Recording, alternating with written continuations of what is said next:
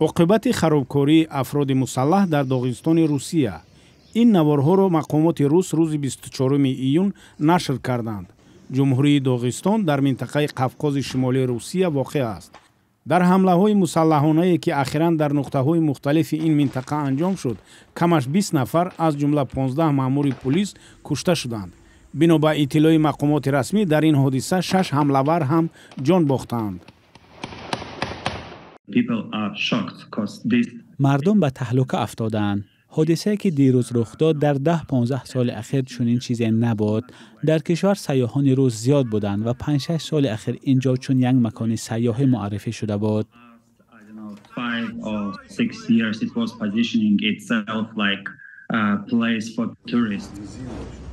این بنای ولنگار شده کنیسه یهودیان است و این کلیسای مسیحیان. هر دو مورد هدف قرار گرفته است.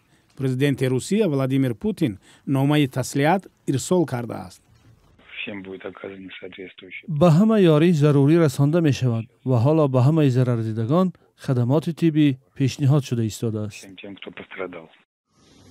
هنوز هیچ گروهی مسئولیت این حمله ها را به دوش نگرفته است. حمله مرگبار در داغستان در حالی است که 4 ماه پیش روسیه شاهد خونین‌ترین حمله مسلحانه شده بود. در حمله به مرکز کراکوس 145 کس کشته شد. دیرتر در پیوند به این حادثه 4 نفر را در داغستان بازداشت کردند.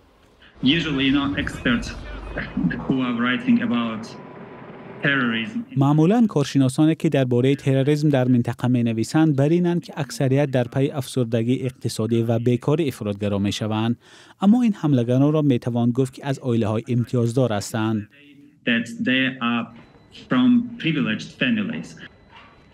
بنا به خبرها 2 حملگر فرزندان یک منصبدار محلی و یک نفر دیگر برادرزاده او بوده است. در داغستان 3 روز ماتم ملی اعلان شده است.